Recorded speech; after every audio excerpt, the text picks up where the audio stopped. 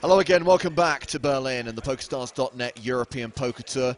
Day 5 of the tournament, the penultimate day of the main event at the Grand Hyatt, hosted by the Spielbank Berlin. We're down to the final 11 players. 3 more to lose until we have our final table. And then we'll stop the tournament for the day and come back tomorrow and play that final table, play down to a winner. Our live coverage kicking off once again at noon Central European time. Join us tomorrow, but also stay with us today as we see which 3 players we lose. Remember, when we lose 2 more, we get down to a last table, and then we play 9-handed until we lose our final table bubble boy. And as you can see at the bottom of your screen, we are providing commentary in a whole host of languages today. And tomorrow we're going to add 2 more, Joe. We're going to have Italian and Slovenian added to the mix tomorrow. 1, 2, 3, 4, 5, 6, 7, 8, 9, 10 languages. That's it. We got them all. Every single language on the planet. We did it, everybody. We did it. He's Joe Stapleton. I'm James Hartigan. We're joined by David Yan, Supernova Elite player. Back for your 3rd stint on EPT Live, David? I think it might be the 4th, but maybe it's the 3rd. But yeah, Don't shortchange this guy. Yeah, it's probably the last time, though, since I'm leaving Berlin today. I noticed you came into the webcast suite and you brought in your luggage. I'm assuming you've checked out your room and you're going to be getting a plane home soon. I was just staying with friends, so there was no hotel. But yeah, I'm probably going to go to visit a friend somewhere else in Germany, and then probably, I still haven't decided for sure, but I think I might go to Monte Carlo. So How do you have all these friends in Germany? Just from poker? Yeah, I know a lot of people from poker, and I have a pretty good friend that I met in school who was an exchange student. So yeah, I have probably, I don't know, 20 German friends or something like that. I know quite a lot of people. Nice. Yeah, it's really cool. So as the action resumes, blinds are 25 and 50,000 with a 5,000 ante, and we saw from the leaderboard there that Dashkin Eliev is the chip leader at this table with 4.5 million. Roman Harold has dropped down to 4 million in chips. The shortest stack at the table is the Dutchman Pascal Voss, playing just over 1 million. And remember, we've got roving camera on that other table. We'll be cutting back and forth. If there's any big all-ins, try to cover those. So Daniel Gay-Pudden raised his button.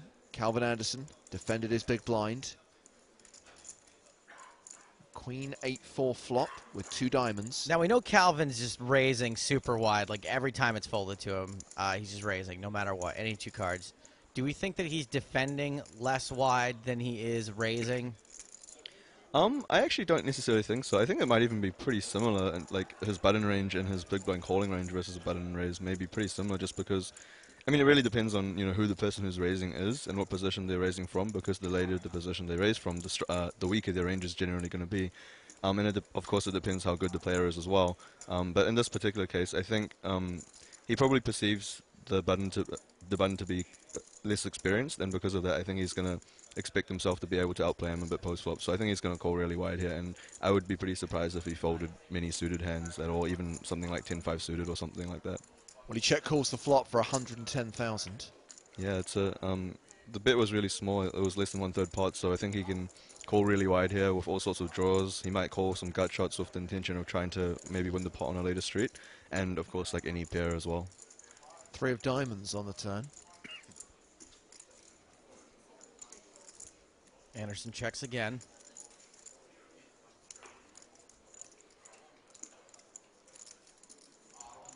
So compared to some of the earlier lineups that the feature table had, I think this one looks like it's one where I expect Calvin to be raising a lot wider than he would have, for example, on yesterday's table, because the players behind, I think, relative to yesterday, just have less experience, and I think he's going to feel like he can get away with opening much more trashy hands, whereas on the previous table, the other players would have played back by calling more and 3-betting him more. On this table, I think they're just going to fold a bit more often, especially once it's close to the final table bubble. A lot of people really care about, you know, the bragging rights of making a final table. The pay jumps are starting to get really big now, and I think, you know, in general, it's not a good idea to, you know, constantly walk over to the other table to see the stack sizes and stuff, because then that might give the other players an indication you're scared money or something. But actually in tournaments, it's really important once you get quite deep or on the bubble to have an idea about what the stack sizes are on other tables, just because it really should affect your play.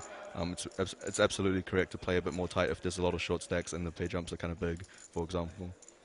So Anderson checks a second time. Bedun bets 185,000. I think arguably the best thing to happen to Calvin Anderson all day was when Keem Wynn was moved off this table, who was sitting directly to his left. Yeah, for sure. I think he's probably one of the toughest, I guess, opponents left in the field, probably. And yeah, that definitely would make a huge difference in terms of how wide he can be opening right now. Should clarify that obviously after being moved from the table, Keem Wynn then had a horrible session on the outer table and busted. Oh no. In 13th place, so no longer in the field. But while he was with us, I would agree with you, David, he was a pretty tough contender. Yeah, kind of unfortunately busted. I had probably a bunch of friends who probably would have had a small piece or something, but yeah, it happens.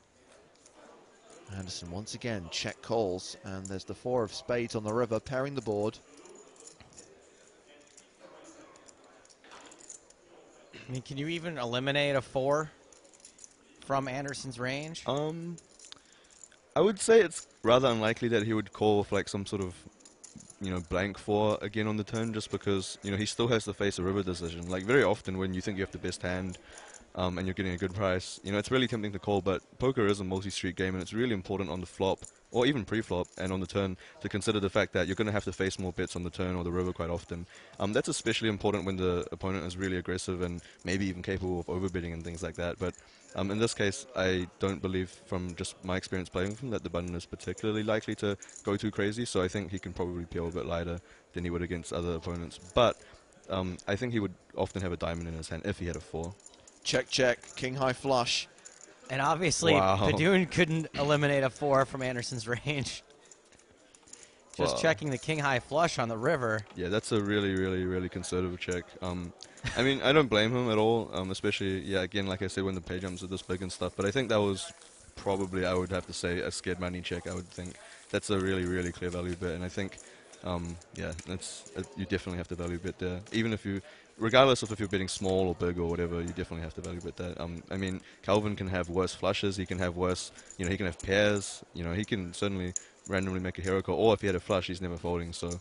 Yeah. But when you bet there and then Calvin Anderson decides to raise you, like, do you just have to right, I mean, knuckle it and call? That's definitely why he would have checked back, because he's really worried about a raise. In that situation, it really depends. I think if I'm in that situation, the decision is going to be a bit different for if it's in Daniel's situation, because I think, whether Calvin is likely to turn a hand into a bluff or not really depends on, if he thinks the guy he's trying to bluff is going to fold or not. And I mean, I'm not really sure what I would think. I mean, it depends on his raise sizing and all the stuff like that. But yeah, I mean, sometimes I guess one thing I can say is that depending on how much you bet on the river with the flush there, with the king high flush, it could be possible that Calvin could be turning hands into bluffs, obviously, but whether you call or not really depends on, firstly, if he could be, yeah, like I said, bluffing, and also if he could be value raising worse. Like if you bet really small there, he could value raise a 4 or like a worse flush just because he thinks that you're not going to bet so small with a better hand. And if he's likely to value raise worse hands, then I think it becomes a really clear call. Whereas if you can only call against the hands that he's bluffing with, then it's a bit tougher. Sorry, I kind of mumbled there, but hopefully that makes sense. I could follow it. I think the move there is bet small and then get you induce, and that way, if he's got you beat, you're like, well, that's what I was trying to do anyway. Yeah, right. There's definitely opponents against which betting small in situations where you have a good hand is actually better than betting big, just because they're not that likely to call a big bet, but they're kind of likely to turn their hands into a bluff against your small bets. And, they can also, just because the price is so good, people don't really like folding as well, so sometimes it can be good to bet small. So Roman Harold raised to 105,000. Pascal Voss defending his big blind. Jack 5-3.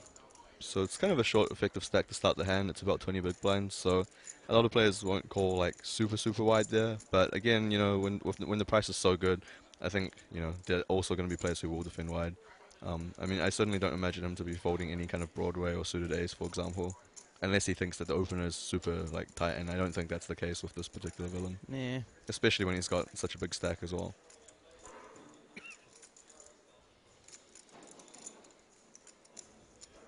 So Voss donk leads for 85,000.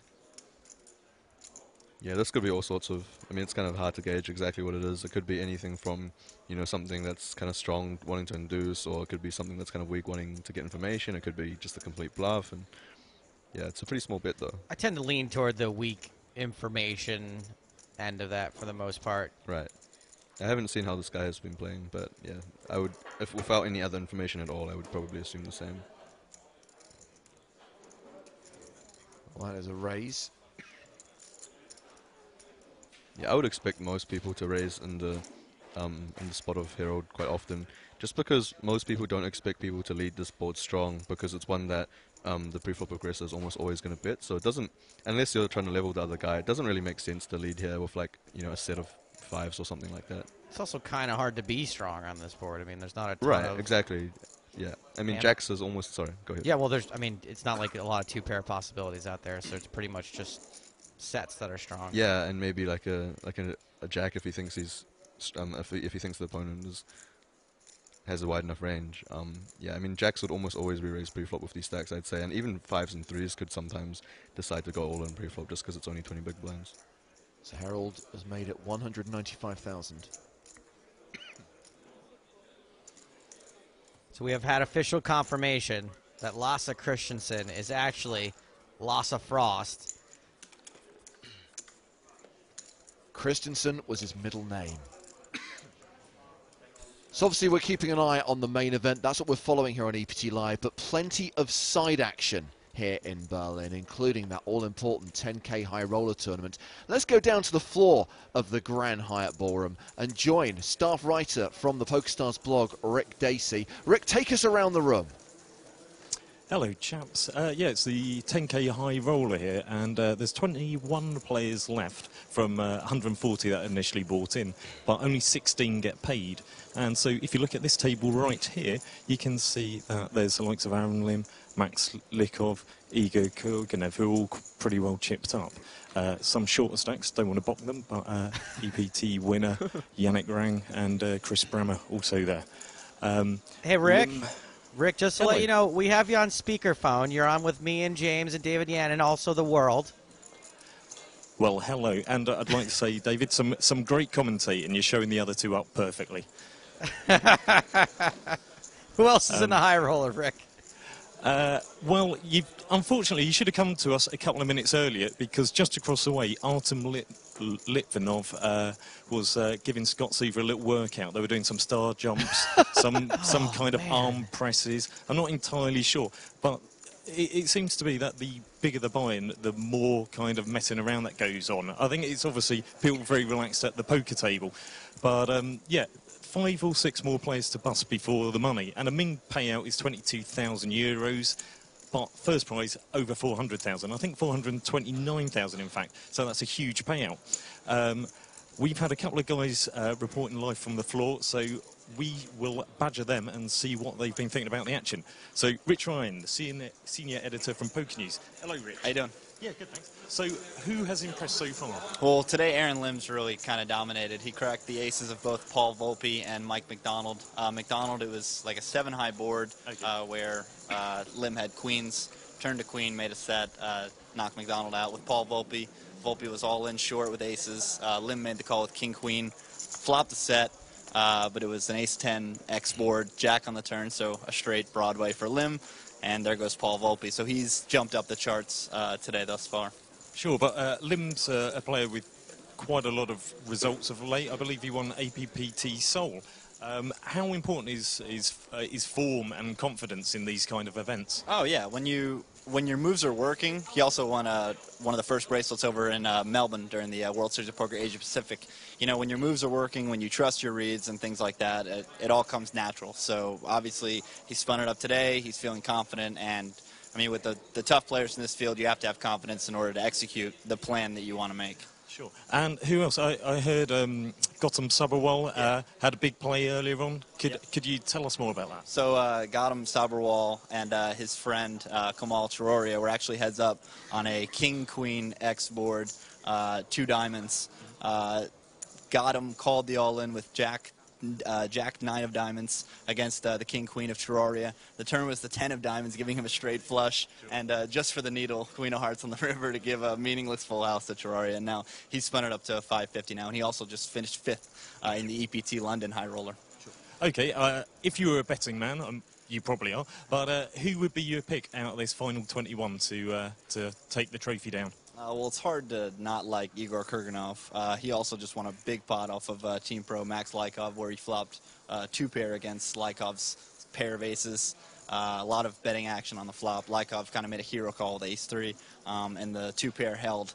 And, I mean, Kurganov is just a staple in these high roller events, whether it be 10K, 25K, 100K. And betting against anybody on Team Germany seems to be a mistake as of late. Yeah, sure. Well, thanks very much, Rich.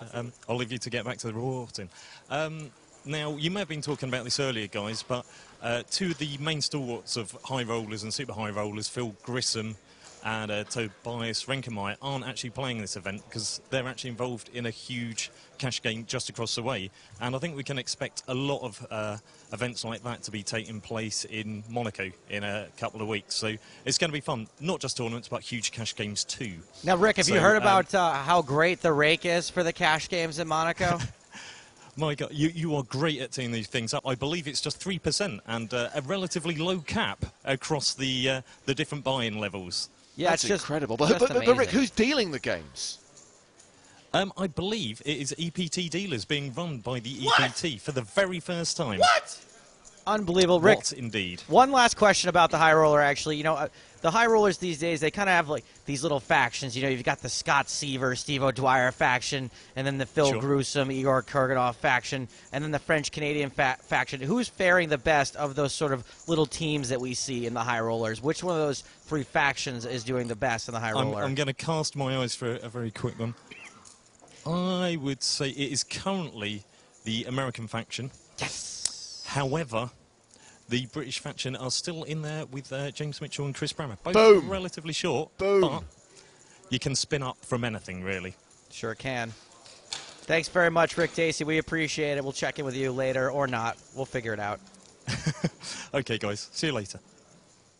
Rick Dacey, staff writer at the PokerStars blog, bringing us an update from the high roller also being played here in Berlin. Of course, if you want to follow the high roller, I mean, you saw Rich Ryan there from Poker News. He's one of the live events team, and the live events updates are available via the widget on the PokerStars blog. Apparently, we missed no major hands while we were gone. No eliminations. And no significant chip swings. That last hand was raised by Daniel Gaypodden pre-flop. Two callers, and guess what? C-bets still work. Occasionally.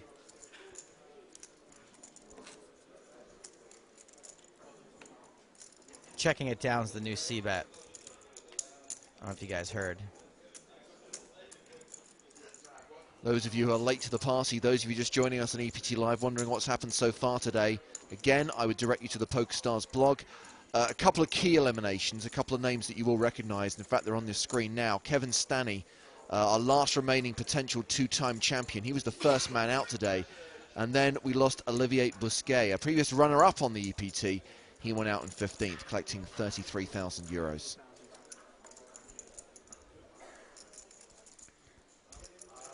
Yeah, and if you look at the payouts along the bottom, you can see it's like so sick that, I mean, you know, 40,000 euros is a lot of money, obviously, but running this deep in this event, and, Yeah. you know, at some point getting maybe 3 million chips or more, 5 million even, or 4 million, or whatever, and then, you know, quote unquote, only getting, yeah, like 30 or 40,000 euros, it's pretty brutal when versus, you know, so much. Definitely. It's something that, you know, as recreational players, that James and I are a big fan of, a little flatter payout and not so top heavy, but that's how the Sharks like it. They like that. And, you know, the suits, the fat cats, we like big first place prizes. Yeah, there've been some discussions about that kind of recently, actually.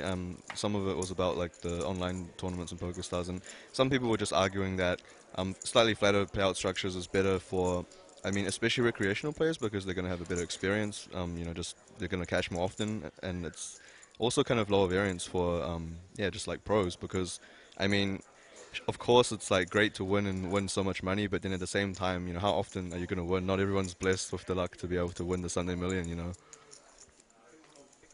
So an under the gun raise from Julian Thomas.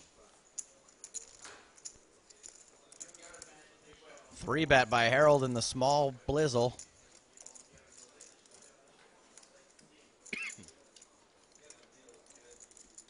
$255,000.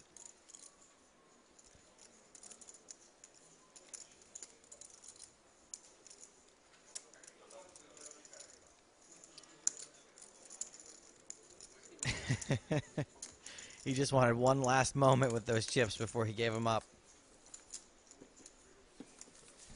So if you want to play poker at home this evening for nothing, there is an EPT Live free roll this evening, 8:15 Central European Time. Unlikely that EPT Live will still be on air at that time, but you can still get involved using the password that is on your screen now. Neil J, named after Neil Johnson's 2+2 handle. Neil J. N-E-I-L-J. Find the tournament in the EPT section of the PokerStars tournament lobby.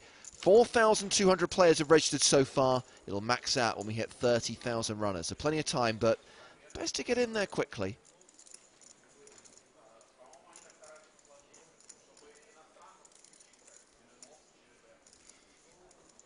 Well, it hasn't exactly been folded to Calvin Anderson, but it hasn't been raised into him either. There we go. That's my cow pal. Oh, thanks to Rich Ryan, by the way, also for joining us on that little floor report.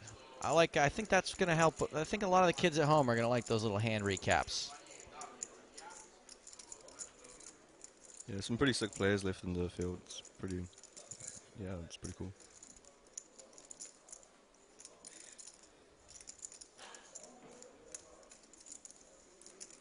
Pascal Voss starts this hand with 855,000.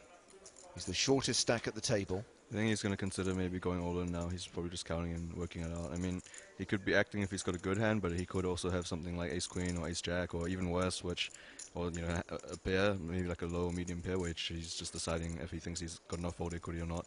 And I think Calvin is someone who's kind of got a reputation, and you've probably seen on the live stream in the last few days. 3-bets a lot, and he doesn't call off a ton, though. Right. Yeah, exactly. And that means that that's the kind of player who, you know, if you have a hand and you're sitting there with like something like ace-jack or maybe king-queen suited, he's the kind of player that you might consider making a move there. There's the all-in. See if anyone else wakes up with a hand. Aliev is folded. Harold on the button will pass. Pidun in the small. Throws it in. Thomas not going to play from the big blind. Anderson trying to get a count.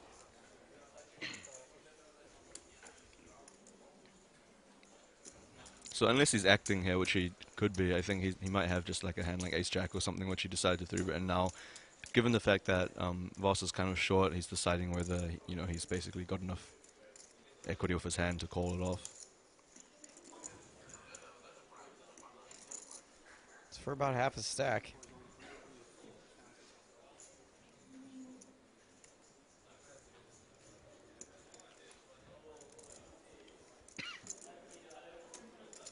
I think it was Vanessa Selps who said in the last day or two actually that, you know, whenever you raise and someone 3-bets you, or you 3-bet and someone 4-bets, you should, like, it's just normal to take a few moments before folding, just so people don't, you know, get overly suspicious that you're really light. I mean, on tables where there's mostly just like good regulars and stuff, then there's not really any point of doing that, because they all know that if you 3-bet and then decide to a small 4-bet what you're going to do, that you're probably light. But in this case, I mean, I don't know. He's taken a while already. I think he really has a decision here with a hand that's something like ace-jack, or, I don't know, it could be even just like a random medium pair. But I don't know if he would have 3-bet that in the first place, so if he had something like sevens. I think he would have called much quicker if he had ace-queen or higher, or, you know, pocket nines or higher, for example. So I think he's got a hand probably slightly worse than that range. I mean, if Voss is a really tight player, then maybe he really does have something like ace-queen, where he just doesn't think that Voss is going to be shoving ace-jack or hands like that. But like I said, I would expect him to call off ace-queen a lot quicker, given the fact that it's not that many big blinds and it's not that much more to call. I mean, like you said, it is like half a stack, so it definitely affects his leverage quite a lot, and he might be considering that. He will fold. James, I wanted to read this tweet from Arrow, who says, the American commentator on EPT Live is just horrible. Most of us Europeans are just hating him, screaming stupid jokes. Well, I've been wanting to say something for a while, but... Which is weird, because I'm just wondering how long it took him to conduct the poll of most Europeans. And the fact that even most Europeans knew who I was, I'm flattered. Sounds like a very scientific study that was conducted, though. Didn't someone say that like a lot of Swedish girls like you or something earlier? Yeah, so I don't know. It seems like there are some varying, you know, how every poll, you can just get the result you want. So I don't know. Between Arrow and his mother, the two of them, the majority appear to not like me. I mean, it's like they say 53% of statistics are made up. Well, how about this question from Marco on the emails, nuts@pokerstars.tv. Stapes, how was the schnitzel that you were excited for earlier in the week? Who ate my frickin' schnitzel? It was awesome. It was really good. So good we had it 2 days in a row. 2 nights in a row. Yes, enjoyed it. And had an awesome meal last night, too. Had a porterhouse the size of my head.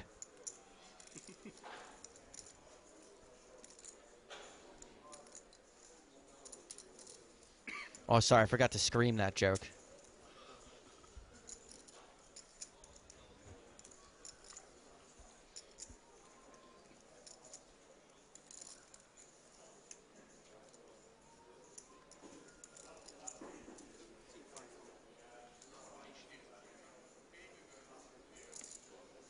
Oh, that was his first tweet, too, and it's been since deleted. Arrow, I wanted to retweet that. Maybe he made the account just to write that to Oh, you. no, that happens all the time. A lot of times, person's first tweet is how much they hate me. Yeah, don't want to use Wear their it real name. like a badge of honor.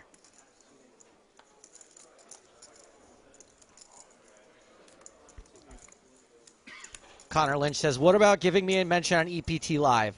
The answer is no. Well, that last hand was a walk for Calvin Anderson. That makes sense. He showed, I think, like a king or something, and I didn't think he would have folded that. So No. yeah. So those are the players on our feature table. Remember, we have got another table out in the field. I'll let you know if there are any significant hands, any big pots won or lost, any eliminations. We're 2 players away from all the remaining players taking seats around our feature table. It's not the official EPT Berlin final table until we're down to 8.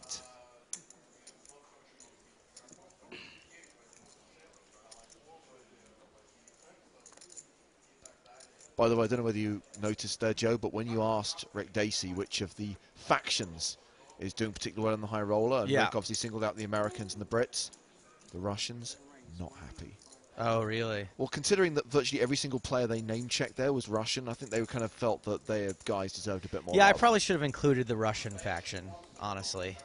Bit of an oversight on my part. Das Vidania.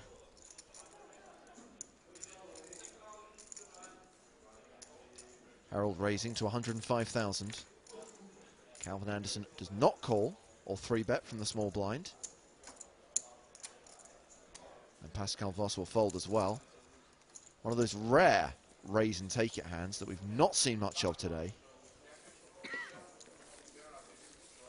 Calvin Anderson must have had 2 blanks. This is the 3rd level that we've played today, and we're about half an hour in. 25.50 with a 5K ante. Level 27 of the tournament. And the next level, worth pointing out, David, although the blind increase is not that significant, 25.50 to 30.60, the ante doubles. Yeah, that makes a pretty big difference. And like we were saying the last 2 days or so, when the antes, you know, rather than 10% of the big blind, it's like nearly 20%. It really should affect how many hands people are open raising as well as calling. And I believe you guys mentioned that Daniel Negreanu is a pretty big advocate of having a bigger ante, and Yeah. that's really just because, in theory, it really should create more action. I think a lot of players, especially lesser experienced ones, aren't actually going to take aware of that fact, and they're probably going to play pretty similar ranges of hands as they normally would, and I think that's definitely a mistake when you're just getting a much better price to steal, you're getting a much better price to call when you're in the big blind or small blind, or even just on the button, you're getting a better price, you know, in terms of the pot odds. And yeah, that might be interesting to see if, I mean, I don't know, it's pretty hard to really, you know, see exactly how people are changing, but I wouldn't be surprised if people start showing up with like weaker hands from earlier position a little bit more often at least. I don't think it's possible to show with weaker hands than Calvin Anderson has been. Yeah, I mean, I've seen some, 10-7 off under the gun and things like that already, but... The only way he could raise wider is if he did it before he was even dealt cards.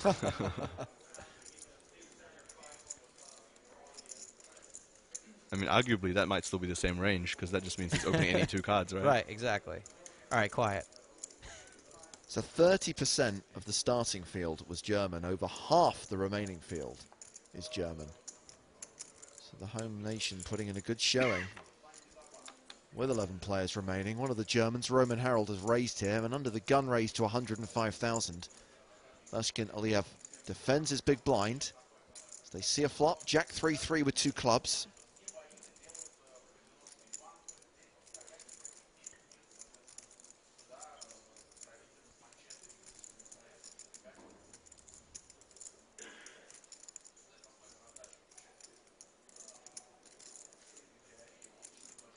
Hark the Herald Angel tanks.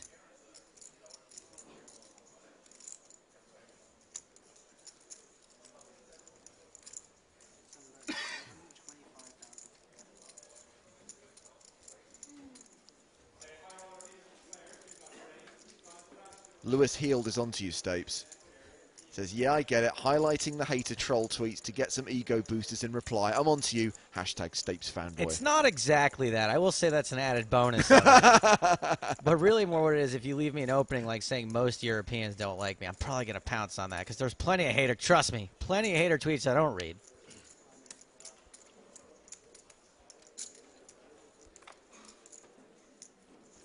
So continuation bit from under the gun. Gets Mr. called, Harold. huh? Yeah, not too surprising from both parts. I mean, I think he's going to continuation bit this flop like with almost all of his range, and I mean, depending on how many hands the guy in the big blind is calling, then he's going to continue somewhat often as well. I mean, a lot of ace high might decide to call at least once. Every pair might decide to call at least once. There's some flush draws, and even some kind of straight draws and gut shots depending on how loose he is. I mean, 4-6, 6-7, things like that. Ace 2, ace 4. I mean, Even if that's you're ace high. calling as light as overs, Yeah, it's definitely possible he could decide to call. and those that hands. connected with this card, Right. Ob.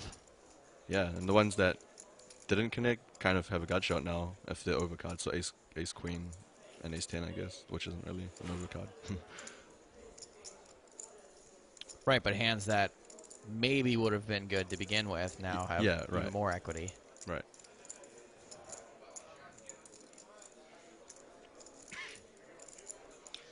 I mean, this is kind of a cliche scare card that people, tend to barrel out. I mean, these days, especially against good thinking opponents, it's not good to always bet this card just because it's so obvious that you're going to bet it. And also, it brings up more draws, so people might be even less likely to believe you, since you can have all sorts of hands like queen 10 or ace 10 or ace queen or spade draws and stuff that you're going to bluff again.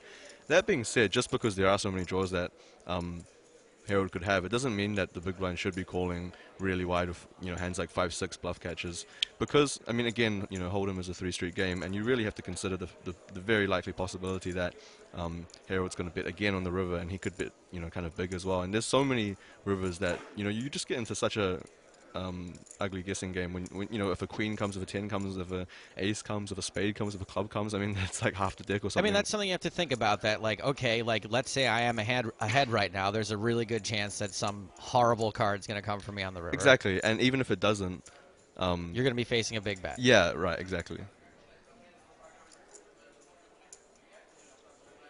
And that's also a reason why sometimes against really good aggressive players, or just aggressive players in general, you should possibly consider folding a bit more often pre-flop and on the flop and on the turn. Sure, because a lot of times people are like, well, I'm going to call here, and then Yeah. I'll fold the river if I get bet. And then you're like, well, that's not really a winning play. Yeah, I mean, like, the price was good on the flop or pre-flop or on the turn, but then on the river, if you really consider the fact that you're going to be facing 3 streets of betting so often, the price isn't really that good from the start of the hand.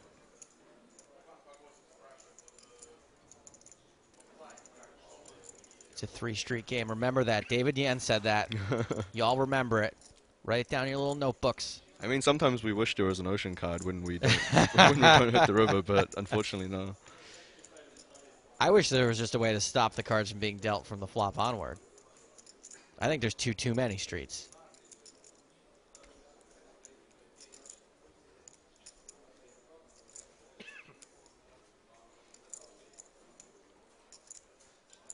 I was always pitching that there should be a 6th street, a 7th street, and then a final card called the Hoedown.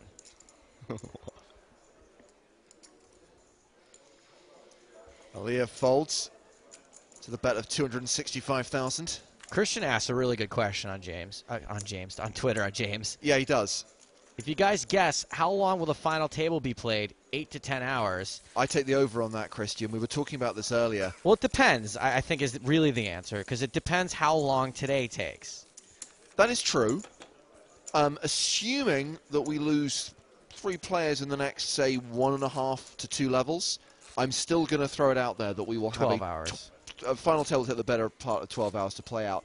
And that's purely looking at how deep they are and how much play there is left in this thing and the type of players that are likely to make that final table. I think the last 2 legs of the tour in Deauville and London, based on the number of runners, we had about 700 players in both those tournaments, and we had kind of 8 to 9 hour final tables. So I think, yeah, this one in Berlin could go the distance. And that's something that, you know, what James is saying is that the more players there are, the more chips there are in Exactly. play. And we don't remove levels, and the structure's exactly the same. So it's going to take them just a little bit longer to dust off, 30,000 times an extra 100 players. I mean, we're already kind of in the end game, but I mean, this is where endurance and experience really comes into play because, I mean, these guys have already played something like probably nearly 40 hours or something like that of non-stop poker for the last few days, and some nights they probably didn't even get that much sleep. So, I mean, when they're going to the final table for another 10 to 12 hours, I mean, it really, really matters if, if players basically, just got endurance and is able to continue playing their best and thinking straight and things like that. Tell you what, Joe, Aro is a confused individual. He's just come back to say, thanks for reading my tweet. You are the bomb. Okay, Aro. Nice to have you back on the team. And raise and take it for Daniel Gay-Padun. And I will say that, in a lot of other tournaments that when we get to this stage at the final table, there's always like 1 or 2 guys that you can be like, that's the weak spot. Now, there are certainly some people in this tournament that you could say are the weaker spots, but I don't think there's anyone right now that I typically wouldn't say anyway if I was like, that guy's a fish. But I don't think there's anyone right now that I would say is like a just giant fish that looks like he's totally treading water out there. Yeah, I mean, there seems to be some players who are definitely playing tighter, and that's kind of expected. But yeah, there's no one who's just donating money, really, from what I've seen anyway. That's another thing. Like, once you get into the end game or the deeper game, a lot of players start really switching gears. And actually, it's kind of surprising, but a lot of lesser experienced and recreational kind of players, actually, when they're playing really tight throughout the tournament, they actually start going really crazy towards the final table, which is kind of surprising, actually, considering how much the pay jumps are. We've got an all-in on the outer table. And that looks like an elimination. Looks like the end of Robert Auer, one of Stapes' predictions for the final table. One of the German players remaining in the field. Auer out in 11th. And that means we're going to have to move a player off our feature table to balance the outer table. We now have 2 tables of 5 with 10 players remaining. I never got to make my joke. I was waiting for Robert Auer to make a full house so I could say, our house is a very, very, very fine house. But we never saw one. Thank you for placating him with a little chuckle there, David. Thank you, David. Much appreciated. So back at the feature table, Calvin Anderson raising to 100,000.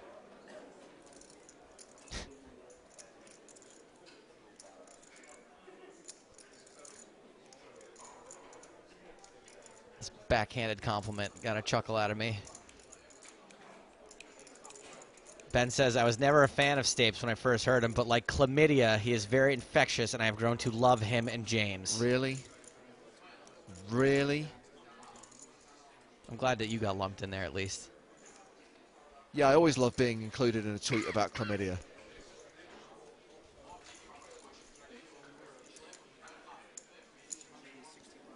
Rebet. Well, if they're going to follow the normal tournament procedure and take the big blind from this table, it'll be Julian Thomas who moves.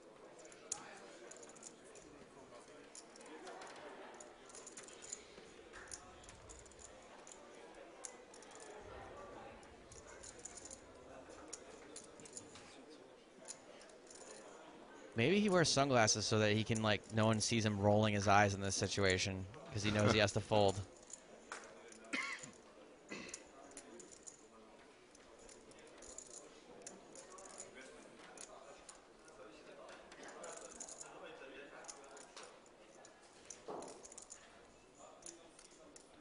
really wish Michael Kerner would read this guy's tweets, by the way, so just stop clogging up our timeline. Should we just read it? Kerner, es geht darum, dass vor 2 Stunden Julian Thomas als Österreicher deklariert. Agreed. Totally agreed. Great tweet, sir.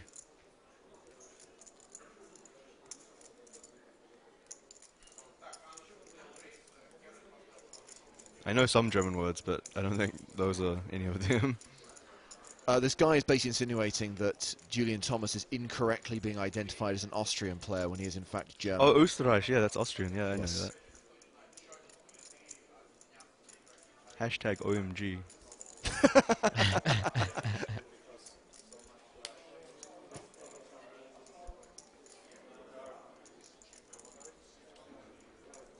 It's pretty cool that the EPT dealers are doing the cash games, actually. No one told me to say this, by the way, but no, really, like, I don't know. I have to compliment the EPT dealers. I think they do, like, really great. And I mean, I've played at a few casinos around the world, and yeah, I mean, obviously, since they're specifically dealing poker, I mean, it makes sense that they're going to do well, whereas other casinos, they might be, you know, dealing all sorts of random stuff, Baccarat and Manila or whatever, and yeah, I don't know, they do very well. Pan 9. All joking aside, obviously we have nothing but respect and love for the EPT dealers, and it's going to be great to see them handling those cash games in Monaco. So confirmation that it is Julian Thomas, who is due to be the big blind on the next hand, who is being moved to the outer table. The Österreicher, possibly. Question on the emails from Collier. Do you think less experienced players are more likely to discuss deal making at the final table than a regular pro? I think in general that's definitely the case, because for a lot of them the money's going to be in a lot more, and many of them would have satellited in. But one thing to consider is that a lot of less experienced poker players are actually very successful businessmen who don't really care that much about the money if they've, you know, if they've got enough. And so in a sense, it's kind of, it goes both ways. I mean, and I think pros, even though they feel they have an edge, they actually, I would say they're more likely to discuss deal making. They're less likely to take like an even deal, but they're definitely going to be more likely to discuss one. And very often, if they think they have an edge, they're going to ask for more money, especially if they feel that the other players are either, you know, worse than them or, you know, are more scared money or something like that. And that's actually, you know, in the end game of tournaments, it can be quite important, like your skill. Very important. Yeah, Yeah, like how good you are at making deals and stuff. It really, you can ask for like an extra amount of money, and sometimes in absurd cases online, people actually get more than first place, which is crazy, but it happens. Obviously, we're quite proud that from Season 8 onwards, there's been total transparency on the EPT about deals. And one of the great things for us, either when we're doing the TV shows or doing the live streams, is we show the deal conversations. And sometimes they end in a deal being made. Sometimes the deal falls apart, as it did in Prague, which is probably my personal favorite of all the deal negotiations we've ever had, purely because one guy just pushed it to the point where they're doing enough. Let's play on. Yeah, I heard about that. Or read about it. It's pretty crazy. I think it's really good that these things are made public because, I mean, firstly, you know, it's part of poker, really. I mean, it may not be as glamorous or something, but it really is, you know, part of poker that people are going to be making deals when there's so much money up top. But also, it's kind of when people, you know, fighting about deals and stuff, like you said, it can be pretty interesting when they're disagreeing for whatever reason. Yeah. Oh, and one other thing is, sometimes when people make private deals, especially if it's like some of the players are making a deal between themselves to maybe agree that if one busts, they'll give the other one some money or vice versa. I think it's kind of unfair to other players to not know that kind of thing, and it's really important that people are honest and transparent about that. I think in one of the WSOP events this year, for example, I read that I think like when there was 3 people left for one of the bracelet events, second and third wanted to talk about like making a deal where they basically decrease the difference between first, second, and third. And the chip leader, who was actually Antonio Esfandiari, I believe, was really unhappy about that because obviously as the chip leader you have an advantage when there's pay jumps, and yeah, I mean, if you decrease that advantage, it's obviously not good for him. But I mean, if you're gonna have a deal like that, at least you should be transparent about it. I think it's just honest, you know. Let's pick up the action here. Harold raised pre-flop. Anderson defended his big blind. It's gone check, check on the flop. Queen of hearts on the turn.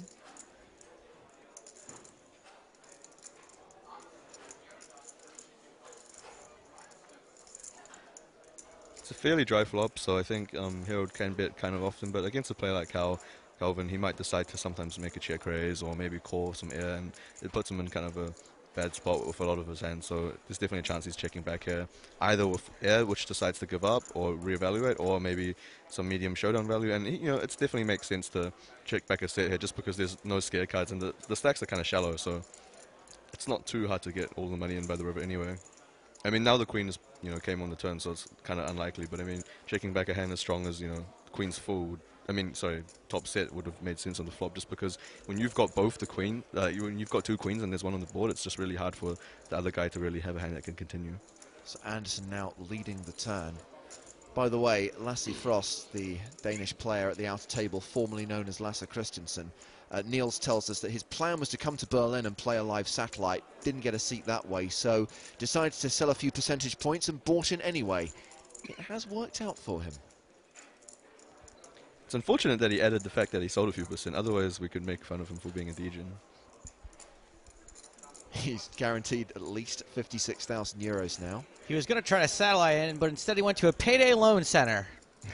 I mean, someone in Aussie, in the WSOP this year in Australia, they told me they bought in with the entire bankroll, and I mean, that's crazy, but I mean, on one other hand, it's kind of Sometimes cool. you got to take shots, man. Yeah, I mean, if he won, it would have been a really cool story. It's like, yeah, when I was younger, you know, I bought in with my whole bankroll, and then I won $1 million. Yeah, so when Calvin leads this turn, I think he's going to do this with a reasonably wide range. I mean, I think he'll do it for thin value, clear value, you know, with like a queen, for example, as well as some gut shots or draws, and maybe even just complete air. I think it's much more efficient for the stack sizes to bet here as a bluff rather than check raise. So if he had a hand like, you know, King Jack or something, I think it makes more sense to bet if he decides to bet rather than check raise. Sorry, if he decides to bluff.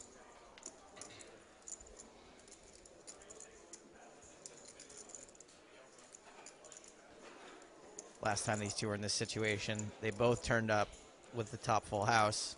Yeah, I mean, this is a pretty interesting spot because there's not too many hands in Herald's range which are going to want to fold this river in general, so it kind of becomes a leveling spot because if they both know that Calvin knows this and he still bets, then, you know, he's kind of trying to represent strength. I mean, yeah, there's hands like ace high or a 9 or a queen or, you know, anything really, which they could both have, I guess.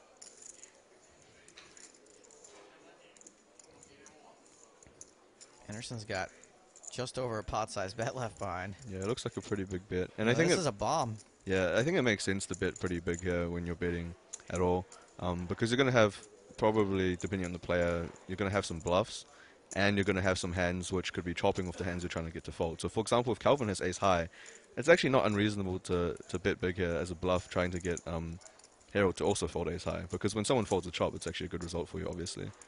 But at the same time, he could certainly just bet here big with a queen as well, for value, obviously, or a 9.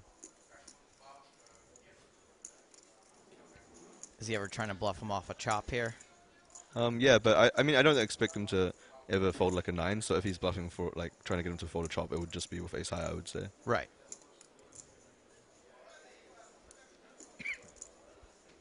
But yeah, I mean, in terms of stack sizes and how deep they are in the tournament, this is a pretty big bet in general, even though it's, you know, quote-unquote only 60% of the pot.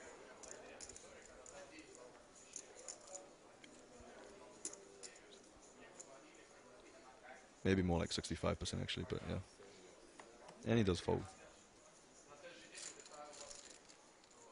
And Anderson will flash a card, flashes a 6. Yeah, I mean, his other card could have pretty much been any card, to be honest. It could easily have been a queen and a 9. Yeah, an ace. Calvin Anderson now up to 4. 1.8 million. Yep. No, it wouldn't have been a 4, otherwise he would have shown that instead. Yeah, you got to show the bad one. You see my amazing hand reading abilities? When he shows the 6, he can't have another 4 because he would have shown the 4 instead. Anderson with 36 big blinds. Pascal Voss has fewer than 20 bigs. Could have had another 6. That's true. No, I think he would have gone all in. Actually, no. No, I'm wrong. I'm sorry.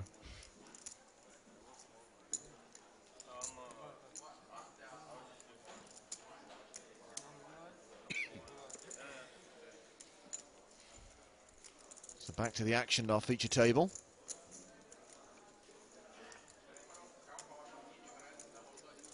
So back to the action at our feature table. Back to the action at our feature table. Here are the chip counts. Wait a second. Can we get the chip counts?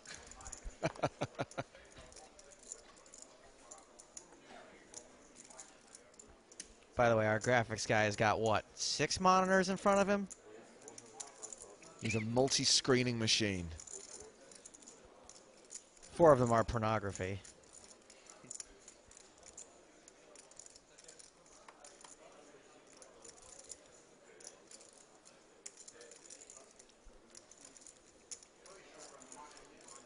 Looks like a raise from Harold to 105,000.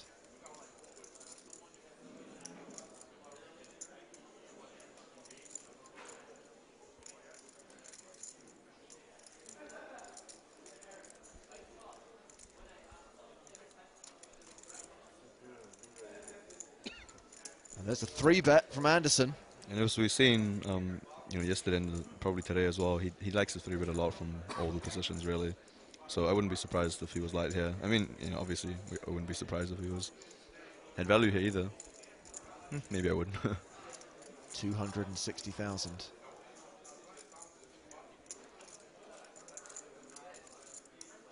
I want to read this tweet from Retrobyte at Calvin Anderson.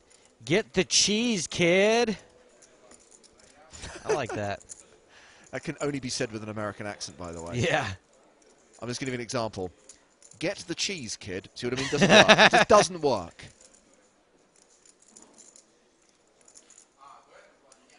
Many of you asking for the password for today's EPT Live free roll, which you know is a cardinal sin, but because I'm in a good mood, I'll give you that information after this hand. I'm in a good mood, too. I think I'm going to miss David Yan when he leaves. Like, I think that I'm going to have some Yan withdrawal. We spent so much time together this week. Yeah, it's quite a few times now, I guess. Might see you guys in Monte Carlo, who knows? We hope so. Well, the 3-bet works. Anderson must be now over 2 million in chips. Yeah, I mean, these, small pots really make a pretty big difference. I mean... Well, there are no small pots anymore. Yeah, that's true. I mean, even the big blind is like 1.6x the starting stack. That's crazy. And you know what's a great thing about coming and doing tons of commentary, David Yan, is that we look for you out in the field, and when we're trying to pick tables, you're now a guy. You know what I mean? We're like, oh, well, we could pick David Yan's table, and that's something Dominic Nietzsche comes in all the time. Now he's someone people ask for when we're choosing what table to feature. So there's a good chance that, David Yan comes up for contention. We can watch and tell me how the bad man I in am. action. So here is the free roll password, Neil J. N-E-I-L-J. Neil J, lowercase, is the password for today's EPT Live free roll. Get yourself registered. 7,500 players in already. 30,000 spots up for grabs. If I didn't know it was Neil J, I'd think it's some sort of weird European Neil J. Nilj. Looks like this could be a multi-way pot. Unless Calvin decides to ruin the party by 3-betting. Squeezing. Oh no, I'm sorry. I thought the blinds were in the pot. No, of course they're not. What am I talking about? It gets a little confusing sometimes. It happens to the best of us.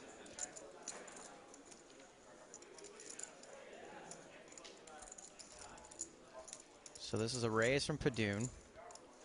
3-bet by Anderson. Looks like Voss might be considering making a similar move to last time in this situation where he decided to just go all in for a pretty similar stack size, actually. And it looks like he's just counting again, how much he has. I mean, I think whether he has a good hand or not, he should do the same thing, just so people don't get like a read or whatever.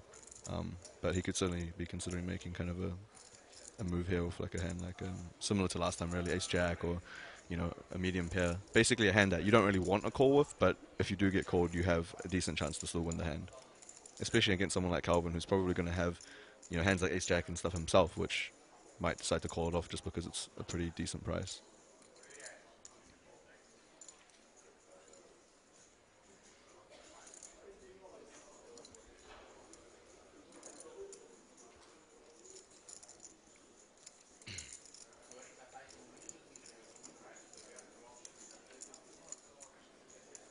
Come on, Voss. All of Holland is watching. Ship it.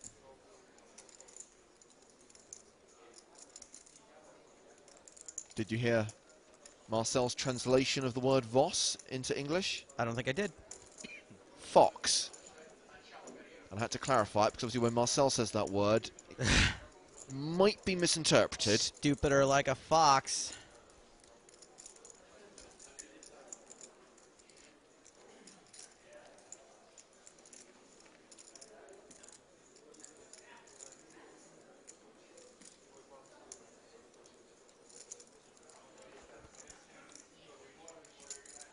I mean, it's obviously easier to criticize when you're watching from like the booth or whatever, but Of course. I think regardless of what hand he has, I think he should not take this long, really. I mean, I don't mean like he's stalling or something. I just mean that regardless of if you have a really strong hand or if you're thinking about making a move, I think yeah, it would just be better to kind of shove quicker with your range, really.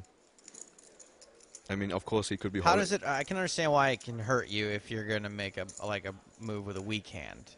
Right. Yeah. I mean, I guess it makes sense. Like I was just about to say, I guess unless you're Hollywooding, yeah, if you have a weaker hand, it hurts you because people think, well, if he had like a stronger hand, he wouldn't have taken this long. So Right. I guess you could Hollywood, but yeah, I guess it makes more sense to do it with a strong hand in that case. I don't know. I mean, It's really hard to advocate waiting this long and then like shoving something super light. yeah, I mean, I don't think there's necessarily anything wrong with it, but personally, I'm not one who's gonna, take such a long time there with like aces just to Hollywood. Right. I mean, it's borderline angle shooting in my opinion.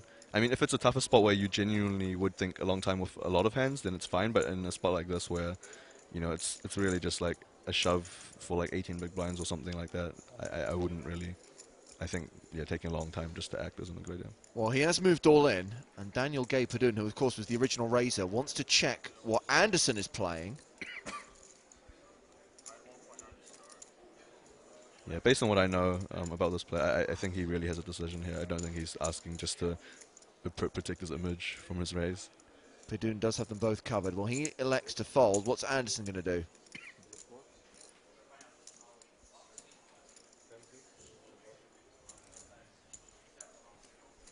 So again, I think it's possible he really has a decision here with a close hand. But again, if he has a bluff, I think he would still think for a little bit as well.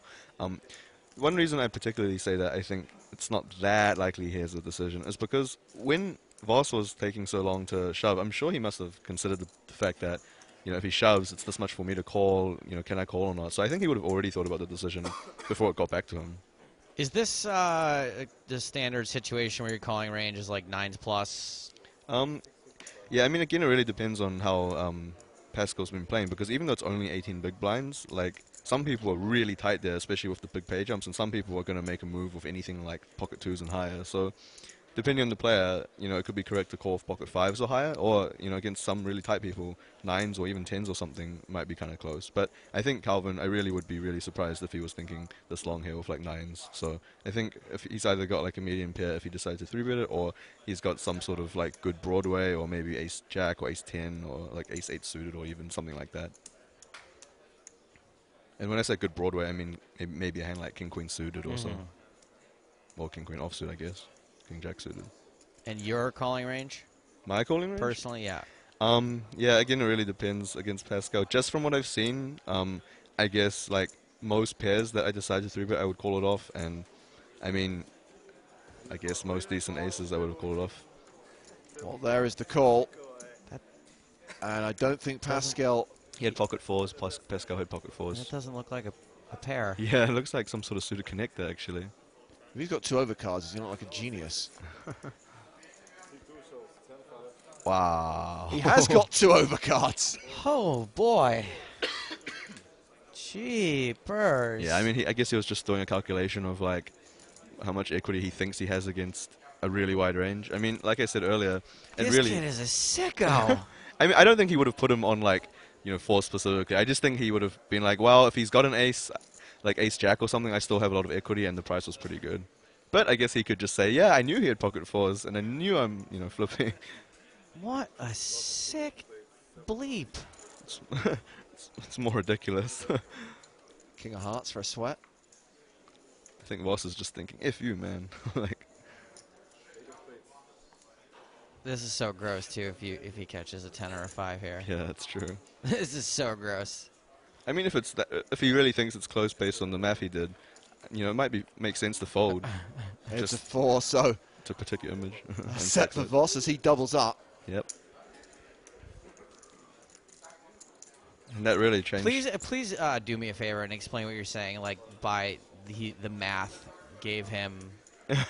Well, I mean, when he re-raised to 235,000 and Voss shoved for 190,000. Like he's racing or better enough of the time to justify making that call.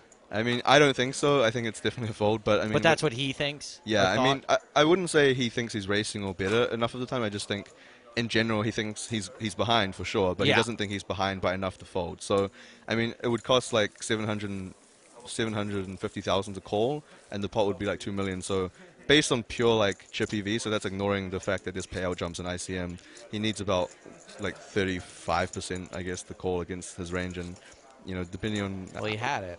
Yeah, I mean, against that specific hand, sure, but I think against like a range of any pair and some suited aces and maybe some offsuit aces and I don't know, some suited broadways, I think you don't have it. So, and plus, you know, he definitely has a skill advantage compared to the rest of the field, I would say, and his stack size was one where he still had a decent amount of leverage. So Yeah. I think it's definitely a mistake to call in my opinion. Anyway. So, but it's not as obvious a mistake as it looks like. Right. I mean, it looks pretty crazy and silly and stuff, but yeah, there's definitely some rational thought process behind it, which is why he took so long to do it. And maybe he kind of just felt like gambling a tiny bit, to be honest. I'm not really sure like what he's like. Maybe he's like, it's my birthday, I deserve to win. So, I don't know.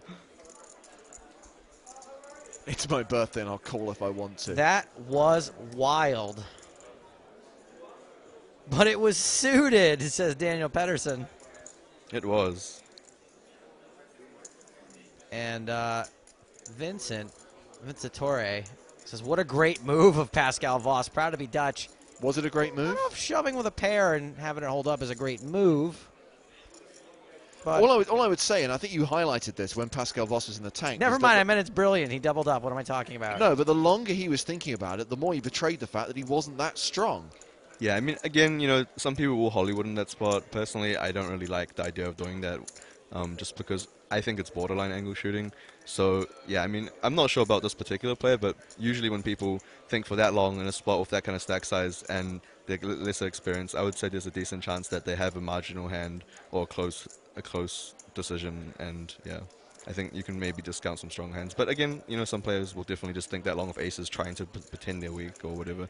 But against a player like Calvin, I mean, when he 3-bets that much, it doesn't really matter that much if you've got aces or not, because he's either got a strong hand or he doesn't. I mean, he's going to have so many hands like 10-5 suited, which, I mean, I guess when he took that long, he decided to call. Maybe the fact that he tanked so long did talk him into calling because he thought that he was more likely to be weak there. But I mean, still, like I said, even against a really wide range, the amount of like how likely you are to win the hand doesn't really justify the call, especially when he's got a skill advantage, in my opinion. You know, if he had tanked that long with a monster, 10-5 would have definitely ran him down. Yeah. It would have ended very badly for him. It would have been pretty sad, I think. Like, I don't know. This pot raised by Voss, called by Harold. Flop King Jack 7. Voss's continuation bet the flop for less than his pre-flop raise. And is this a situation where it just kind of like looks like what it is? Like he's just not crazy about continuation betting the flop, knows he has to, so he just makes it really small?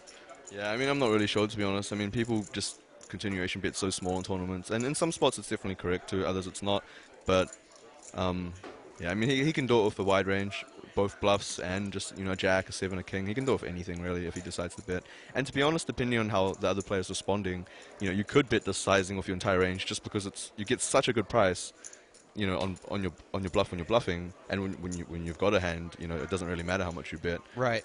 That, yeah, it could make sense. But against good players who aren't really folding to such a small bet very often, they're going to either call or check raise, then I think it's a mistake to do so. I mean, on this particular board, it's pretty dry. Dry, and there's not that many draws and so on. So, you know, it kind of makes more sense to bet small. But on like a really drawy board in general, you should be betting big off your entire range, both bluffs, draws, and value.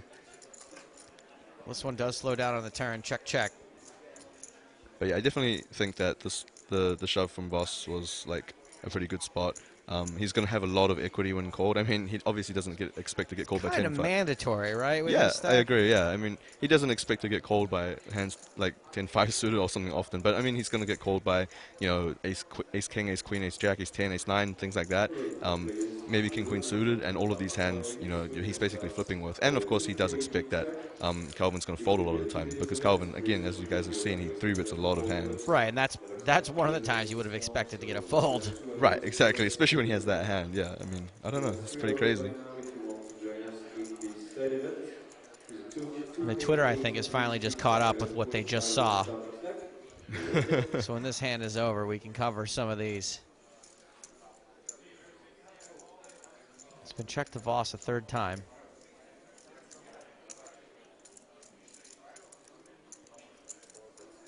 Who's decided to bet the river. 145. Cruel Intent says, and that's why I never run deep in these things. Who the, how the, what the, 10-5, 10-5. Hashtag good lord. Ricky says, wow, Calvin is sick. Love to watch him play. He's like one of those hamsters running on a wheel, never slowing down. Hashtag aggro hamster. Bjorner says, Cal is the sickest ever. That 10-5 suited call is why you're the most fun guy to rail/watch. Voss wins another pot here. And Hansi is critical of my call for the King of Hearts on the turn. He says, James, when a Duchy is all in, please don't call for sweat cards. We don't want that. I don't care where anyone is from. I'm always going to call for We sweat do call cards. for sweat cards. Because that's what I do. You know what I would love? I would have really loved it if Voss was Phil Hellmuth and Phil Hellmuth lost. I mean, that would have been the best like television time Snapped ever. off by 10-5 suited for sure. If internet kids, blah blah blah. He was playing with me in the World Series of Poker earlier this year, or earlier this. In July in Vegas? No, in Australia. In Australia, okay. Yeah, and he was so like a week ago. Yeah, pretty much like 2 weeks ago or something. And he was a really, really fun guy. I mean, before I was kind of like, well, he's kind of arrogant and he's swearing so much. And I think he's great. So yeah, I think he's a really, really nice guy. He was a pleasure to play with, and yeah, I respect the guy a lot now. I think when you sit with him at a table too, and you don't see like the bits and pieces that are on TV. Oh, you did see that. He was going on and on about this internet kid. He was just no, like, that definitely does happen, but there's so much more stuff that's likable about him the rest of the time. Sure, definitely. That they catch like the worst parts of his rants. And it seems like it's kind of out of nowhere when really he's just kind of having like a camaraderie with the table a lot of the time. Yeah, definitely. And I think he's definitely, like some of the people said, he's definitely aware of what his image is like, and when he says all of that stuff, there's no way that he's just randomly doing it. Great email from Benoit. The rationale behind the call with 10-5 suited, it's the best drawing hand in No Limit Hold'em. To make a straight, you need to have either a 10 or a 5 in your hand. Therefore, 10-5 is at least twice as likely as any other hand to make a straight. Only problem, it wasn't double suited. That's right, just one flush draw. I mean, if he was double suited, the call would be even more like crazy. I don't know. Then I would start berating him. Double suited. I think Alex makes a fair point here. Anderson shouldn't 3-bet that spot with that wide of a range when he's likely to get 4-bet jammed on by any pair. King-Jack plus surely has to be his range. Yeah, I agree with that in general. I don't think it's such a great spot to... I mean, I'm not going to go ahead and like criticize his play that much because he's a better player than I am, but I think with his image and the fact that the small blind had that stack and had previously already went all in a similar situation means that he probably shouldn't 3-bet too often there. Or if he's going to do it light with maybe hands like King-Jack, at least he should do it with hands that can actually reasonably call off the shove, like, quote-unquote happily. When you've got 10-5 suited and you're kind of talking yourself into a call, then... Do you think Anderson losing half a stack there is worth what he gained in image? Maybe, yeah, sure. I mean, people probably aren't going to try to 4-bit bluff him as much next time, at least not with bad hands, like with pairs and stuff, maybe still. But if they've got 6-7 suited and Boss's spot earlier, they're probably not going to try because it would suck so bad, shoving like... Getting called by 8-9 suited. Yeah, I mean, it was a hand like Lex Feldhaus in the World Series of Poker where he decided to call someone's 4-bit shove with King 4 suited, and he was right. The guy had 6-7 suited, and it was crazy. A lot of people on Twitter, Neil's among them, linking to that hand from the 2008 World Series where Brandon Cantu called off with 10-5 against aces, and that wasn't even suited. His got there, though, right? Probably. I have no idea, though. This hand raised by Voss, re-raised by Aliev, and I'm actually really upset here that Cruel Intent beat me to a joke. Like a Voss. I don't know how I missed that one.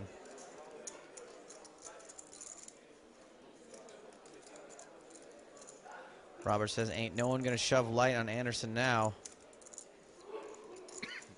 Philip says, great commentary from David Yan. Interesting to hear how his microphone skills have improved over the last few days. I got used to it finally. Like, I know to put the mic next to my mouth now. Who would have thought? Good line here from ML, who says, Anderson made $1 million move with a 10-cent finish. I like that. I don't know if Niels actually thinks my Twitter handle is Stabes with a B. Yeah, because they're kind of far apart on the keyboard, so I think it's a typo. I like the idea of you being Joe Stapleton, though. Well, Stabes was a joke. Amanda Leatherman used to call me Stabes because one guy called me Stabes by accident, like way back in the day. But I don't really think that's a callback back to like 2008. What I want to know is there actually an @Stabes on Twitter? There is. Michael Lauer is @Stabes. 2 followers. Maybe more people are going to start following him now that people keep, you know. Otto von Bismarck tweets, 10-5, idiot from Northern America. Hashtag Helmuth. You mean Northern Europe? You could say Northern Europe, even though he's actually from America. I mean, the guy who Helmuth was berating was actually from North America. I think it was Adam Levy or something. That's what made it so funny, because he wasn't from there. Like, So how is Aliev going to respond to this 4-bet? He has got position. He's got the button. Johnny says since Anderson is 3-bet calling so wide that 4-bet shove with 4s is a very minus EV play. I'm not sure I agree with that.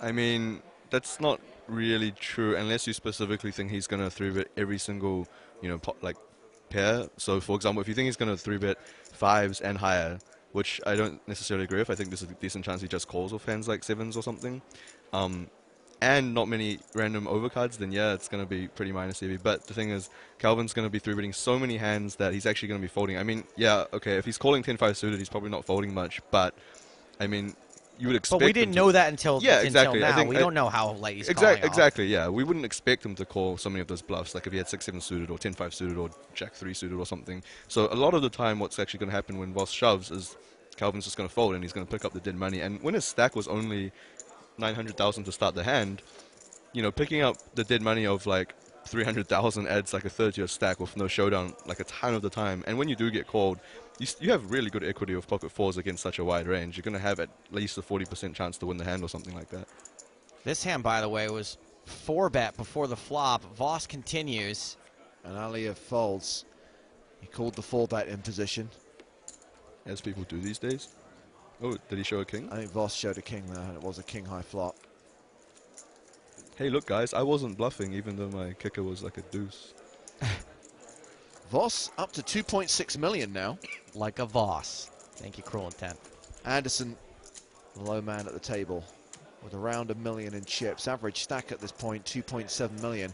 Anderson's stack translates to 22 big blinds, but only for another 18 minutes. That's how long we've got left on the level. James, we've got an official first place payout for the high roller. 429,000 euros. 1.372 million in that prize pool. 107 players, 33 re-entries. So for 33 players, that was a 20K high roller event. There's an interesting perspective on that hand. I'm not going to talk about this forever, but there is a lot to discuss. Ben Newman says, if Calvin Anderson had 3-bet larger, do you think Voss still shoves 4s without any fold equity? No, then I don't. Because if you have no, as a general rule, if you're deciding to go all in against someone who you don't have fold equity against, then you should only do it if you're ahead of the range in general. So 4s is slightly behind, you know, his range, but it's profitable to shove because he's going to fold so often. You have fold equity. Like when he folds, you're going to pick up the dead money uncontested so often. But you know, if you're behind his range and you're never going to get fold equity, then yeah, you should have folded.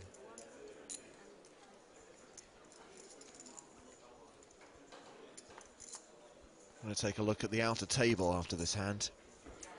Aliev raising to 105,000. Specifically to answer the request from Michael Sorensen. And from others. And obviously we do want to keep you up to date with what's happening at the other 5-handed table. There are 10 players remaining in this tournament. Calvin Anderson all in.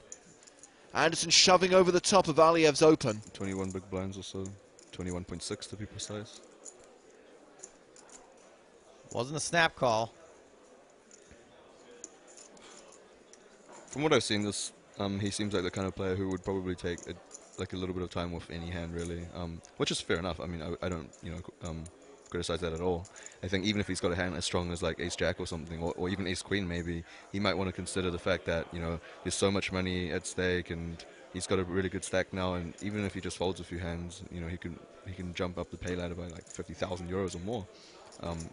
Yeah, but that being said, obviously he could have a hand that really is a genuinely tough decision, like maybe pocket sevens or something like that. I think Calvin is going to be fairly wide here. I wouldn't be surprised if he's shoving every single pocket pair, as well as some random ace rag maybe. You think almost any ace and Yeah, I mean I'm not too sure exactly. I mean this guy has raised from early position and he's been kind of tight, so I would be. Like, on one hand, I wouldn't be too shocked if Calvin did have ace-2 off, but on the other hand, I don't think it's a great spot to be shoving a hand that weak with. but he's 21%. also shoving all of his premium hands also. Actually, that's kind of interesting you mentioned that, because I think there's a decent chance that he might actually just 3-bet small when he's got aces or kings or queens or jacks or something, hoping to get called, or maybe the other guy will, go 4-bet basically. So I think, I mean, against good players, you should probably be kind of balanced and just shove your entire range there if you're going to have a shoving range. But against, some people who are less experienced, I think it's fine to actually go smaller when you've actually got it and just go all in when you have a hand that you want to fold from. So let's just go around the table here. The player in the green jacket with his back to us there is the Russian online qualifier Roman Koronev. Doesn't look particularly deep. Lasse Frost looks quite healthy in chips. And we've got Alexander Halbig. Robert Haig's quite deep, plenty of towers of yellow.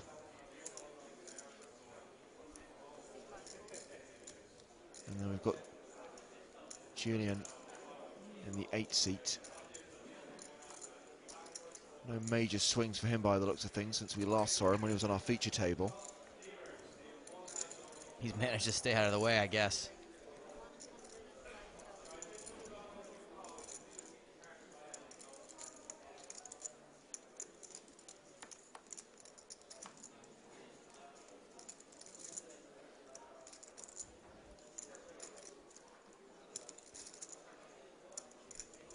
Harold raising. Action on Anderson in the small blind.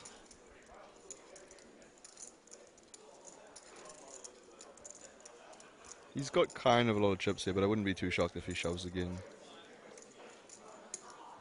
It's like 24 bigs.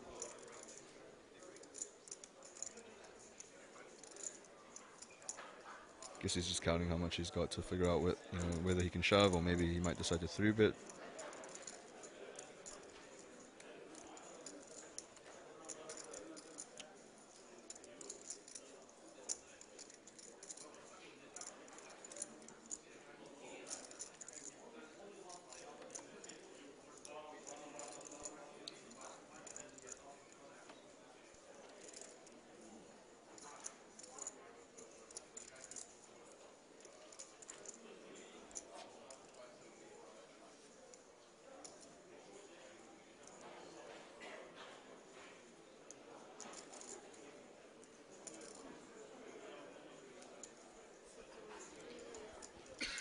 That's a dirty stack 3-bet. There to stack.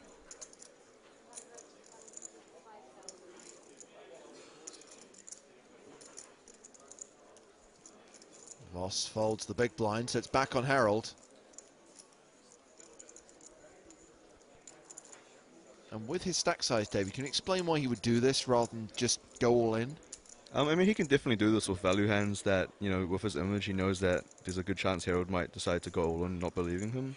But at the same time, he could also definitely just do this as a bluff, because, he's getting a pretty good price to bluff here. I mean, he's putting in 200,000 extra chips in order to win, like, a bit over 200,000. So even if, Harold only folds maybe, for example, half the time, it's still going to be a little bit profitable. So yeah, it is definitely, I don't know, I'm not really sure, whether he's likely to be like here necessarily, but I think he's definitely capable of it. But at the same time, he could also have value. I think there are some hands that he's very unlikely to do this with. For example, like pocket fives. I think he would either just go all in or fold and not call or 3-bet small.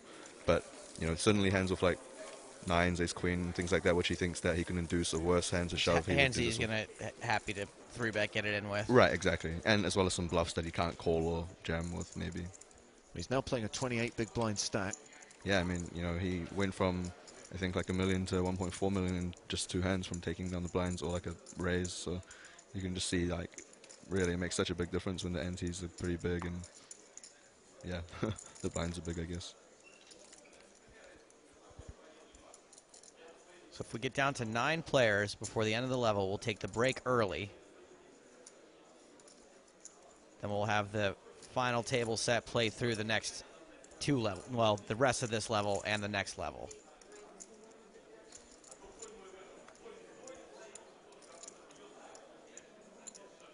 This is an open shove. Really? I think this is probably No. a raise. Yeah. It's a raise.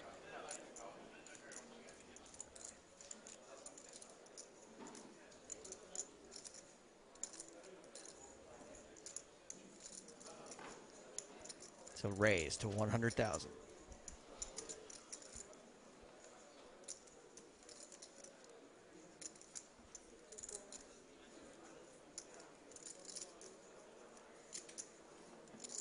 Dominic tweets in to say it. Elliot folds, Calvin shows 10-5 again, and the crowd goes wild.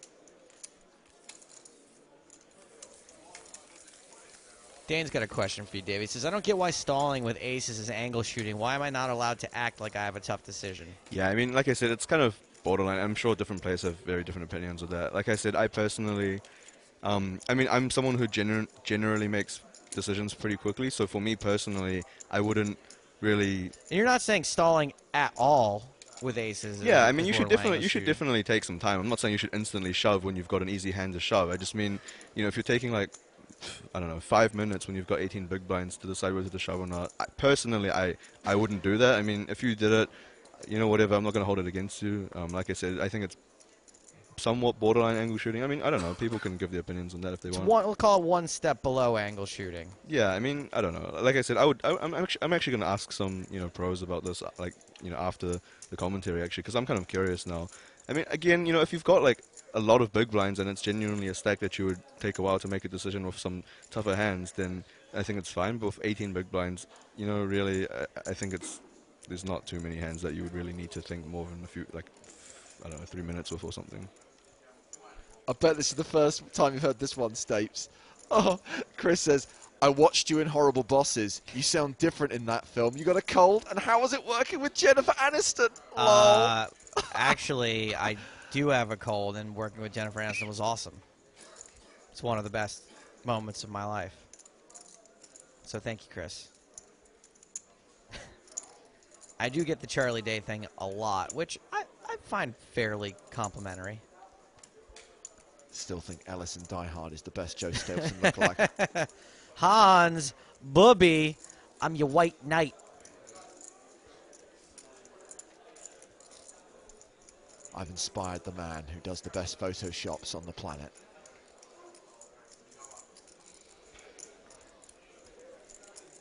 You guys ever heard my Charlie Day impression?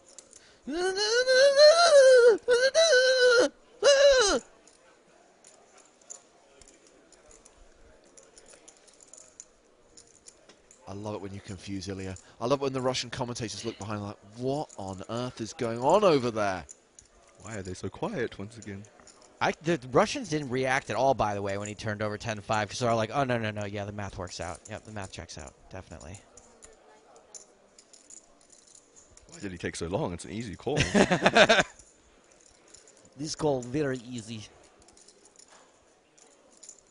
Simple mathematics.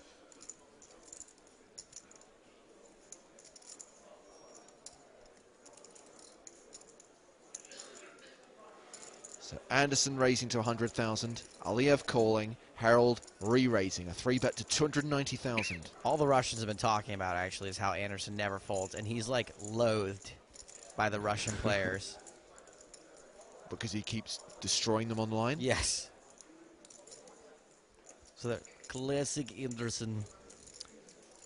I mean, I think this is a reasonable spot to 3-bet squeeze with a somewhat wide range. I mean, on one hand, Calvin is not someone who likes to fold, so there's a decent chance he's just going to go all in. But he's opening such a wide range of hands that, you know, there's so many hands that he has which would be like, I don't know, just like 6-7 offsuit or something, which he just, I don't think is that likely to shove with, considering how bad shape he's going to be in when he gets called. And it's also like, based on the stack sizes and the sizing, it's a stack size that Calvin basically has to either go all in or fold against. He can't really 4-bet fold with these stack sizes in general. But I mean, I would also expect Harold to 3-bet here pretty wide for value as well. I mean, even something like pocket 8s or even 7s or something, he might just 3-bet here to get it in against Calvin. And as well as some medium ace X like ace 10 or something.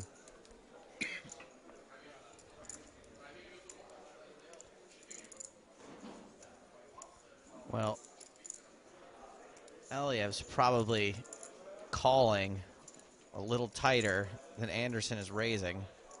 Yeah, that's true for sure. But he also strikes me as the kind of player who so far has been kind of tight, and therefore I don't think he really wants to get involved in very, very big pots with marginal kind of hands. So I wouldn't be too shocked if he was going to decide to fold a hand as strong as something like ace 10 or king jack suited here. I mean, he obviously could call too, but it's going to be pretty tough for him out of position there against what seems to be a pretty aggressive and tough opponent. So he might just decide to fold here.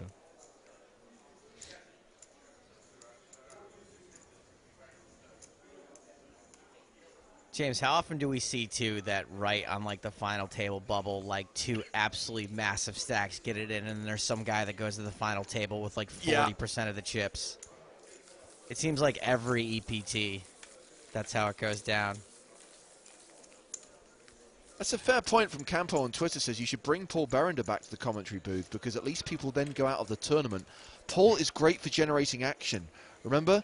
Heads-up battle in London had been going on a while. Paul joins us as a guest. I barely had time to introduce him. They get it in. We have a winner. Boom, we're done. Paul came in earlier on with Marcel Lusk. 2 eliminations in the half hour he was here. David, we've had a lot of people come on the Twitter to say that they agree with you. Ryan says tanking for 5 minutes with 18 bigs with aces is definitely angle shooting. Neil says bad Hollywooding is bad and in poor taste. It doesn't make you angle shooting, just an a-hole. Yeah, I mean, like I said, you know, I'm not gonna like berate you for it or something if you do it, but personally, you know, I don't know, kind of high ethics, I think, in general when I'm playing, and I think just, you know, going out of my way to do some acting just to really, I don't know, trick people. I mean, yeah, you can do it, and yeah, it's profitable, but at the same time, I think it's a little bit over the top, personally. You guys, I've lost Arrow again. He's back off the team. He tweets at me, take a break. He's a fickle mistress, that Arrow.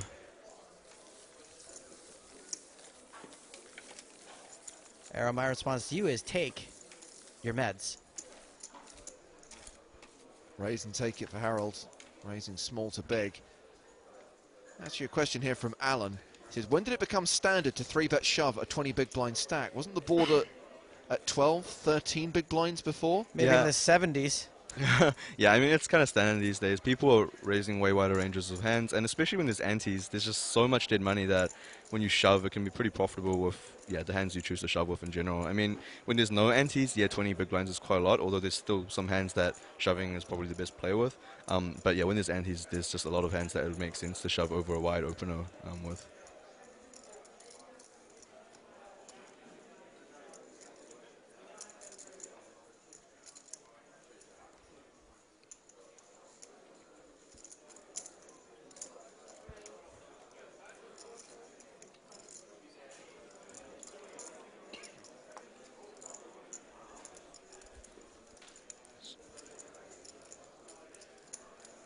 Aliev raising.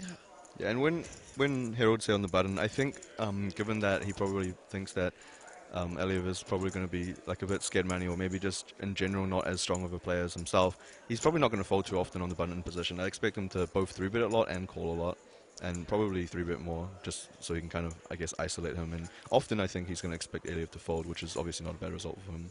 And he covers him too, so Aliev has to kind of worry about the fact that, you know, he could lose his entire stack or something if he plays a big pot here. Quick update from the outer table. I'm hearing that Lasse Frost is the current tournament chip leader. He has stacked up nicely over the course of this level. And we're heading towards the end of that level. Just 1 minute on the clock. This could be the last hand. Harold has 3-bet Aliev, but we've still got Calvin Anderson to act in the big blind. Try to get one last question in for David, because I like this one from Dominic. How do you adapt when facing players like Calvin? Fight him in pots and position, tighten up pre-flop? Yeah, it really depends. I mean, there's a lot of things you can do. Firstly, yeah, you should probably tighten up when you're out of position against players like that, because they're going to just make your life really difficult. It's definitely correct to play tighter when there's good aggressive players behind you.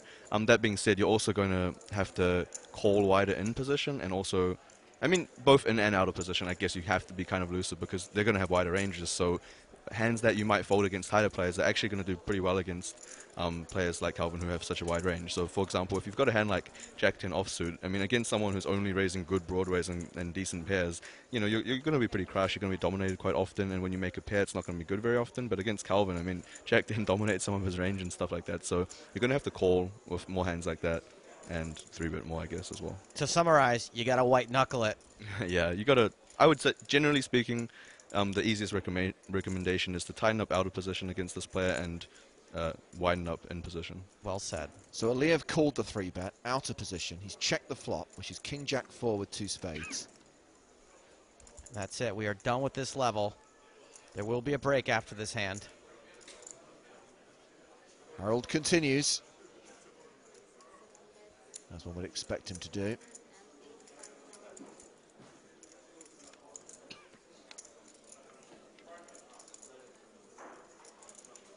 $285,000. Clash between the two biggest stacks at the table. As long as the money isn't making Harold himself kind of, I guess, doesn't want to bluff too much, basically, I think there's a reasonable chance he would have continued on the turn and river even if he had a bluff. So players concluded our feature table. Better double check the play hasn't concluded at the has concluded the outer table as well. Looks like there's an all-in. Yeah, there is a red triangle out there. Did we lose a player? Maybe the triangle's just out, giving it some exercise or something. I don't know, because it doesn't look like there's a hand happening. Still 5 stacks at that table, so it looks like the all-in got through. So plays concluded at both tables. We've come to the end of the level. We're going to say goodbye to David Yan, and thank you so much for your guest spots over the last few you're days. welcome. It was a pleasure. 10 players remain in the field. 5 on our feature table, 5 on the outer table. Our ambition today to play down to the final 8. So 2 more to lose, and this is how it stacks up on the feature table. Roman Harold, the big stack, 78 big blinds as we go to 30, 60, 10. Calvin Anderson playing a 21 big blind stack. It's our ambition that we will most certainly achieve, and probably sooner rather than later. One more elimination, and we will combine down to the unofficial final table. I got it right this time. Well done, Joe. And one more elimination after that, and we will call it quits for the day. Rest up for what's probably going to be a lengthy final table tomorrow. And the tournament chip leader, we believe, is the Danish player Lasse Frost, who's got a seat at the outer table. Christensen out. Frost in. I don't want to confuse anyone, sorry. Christensen, turns out, was his middle name. Frost, correct. Blinds 30, 60, 10K ante. Right there, up in the corner. The graphics G, we'll just call him, is all over it. Nick, you nailed it. There's a raise from Dashkin Aliyev. Second in chips at the table, 3 million. Raises to 125,000. Calvin Anderson in the small blind.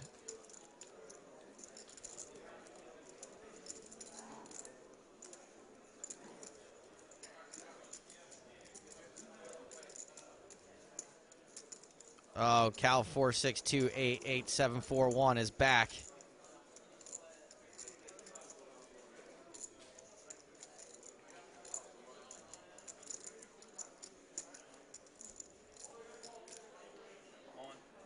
All in, he says. Boss has to make sure he doesn't wake up with a monster, and he has not folded. Maybe it's 5s this time.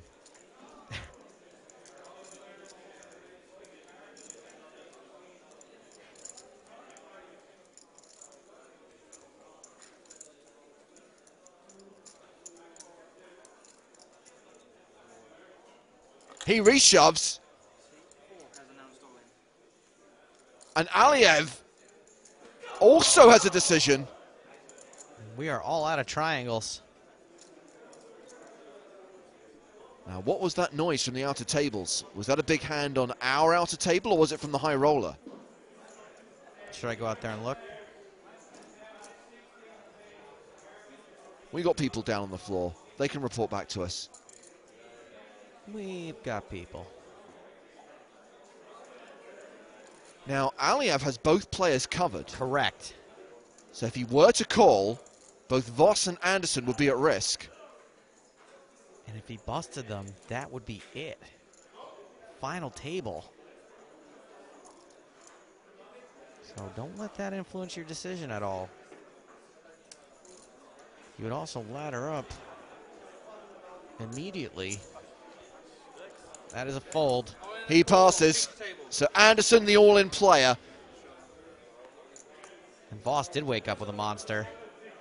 Ace-Jack, by the way, was the hand folded by Aliev. And 5s for Anderson. Queens, the hand for Voss. So Aliev folds the Ace-Jack. But Voss is a 4-1 favorite here.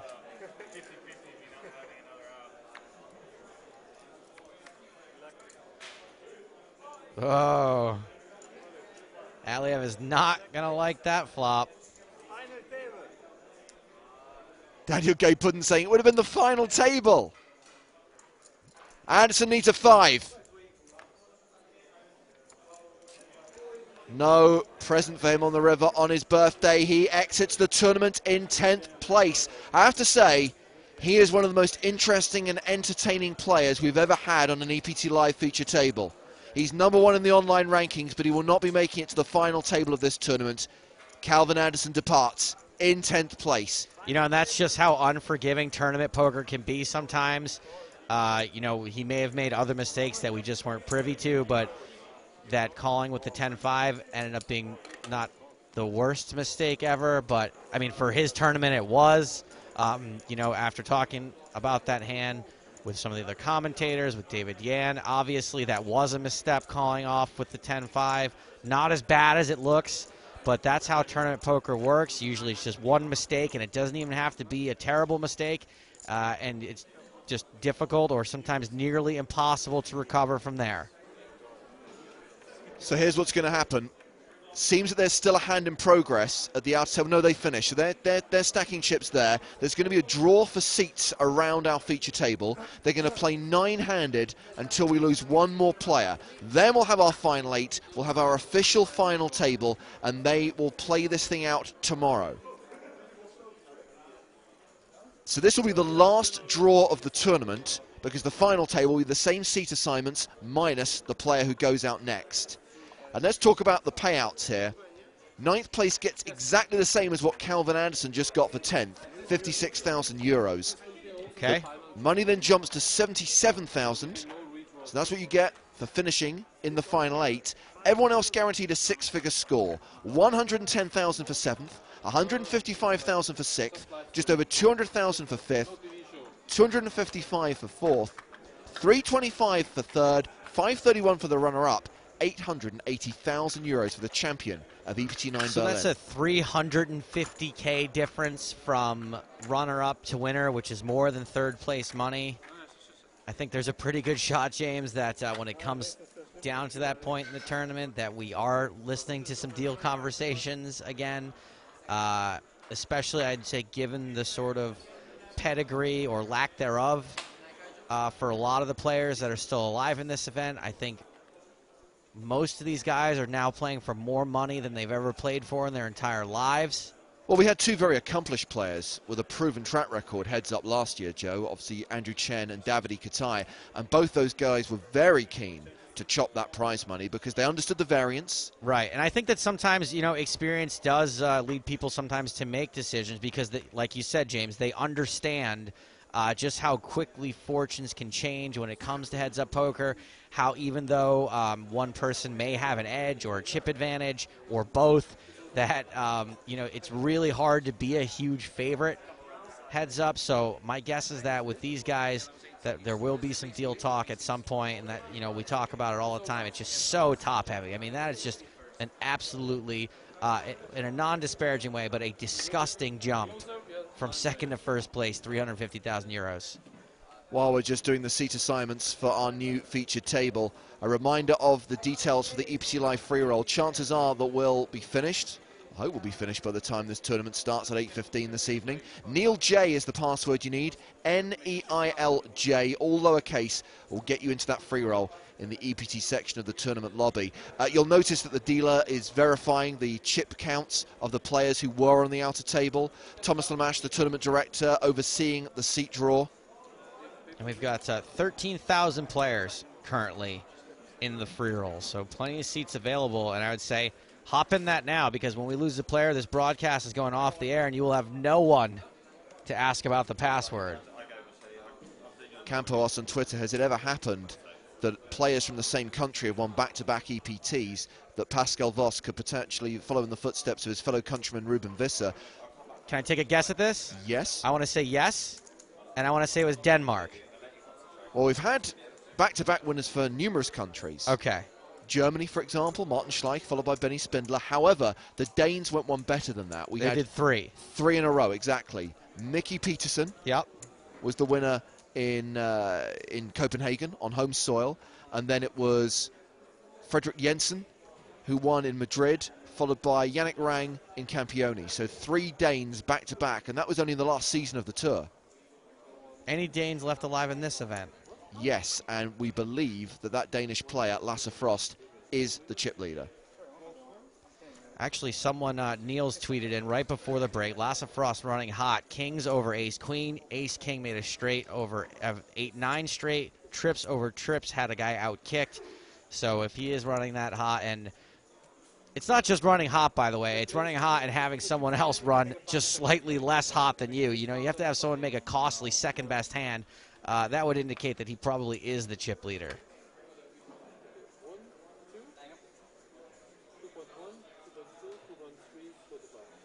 Well, the players have actually requested a 15-minute break just while we count the chips and get them seated around the table. So they're going to go away for 15 minutes. We're going to do the same, and then we'll resume the action here in the EPT Berlin main event, and we will play down to our final table. So 1 player left to lose, and we'll be back shortly here on EPT Live.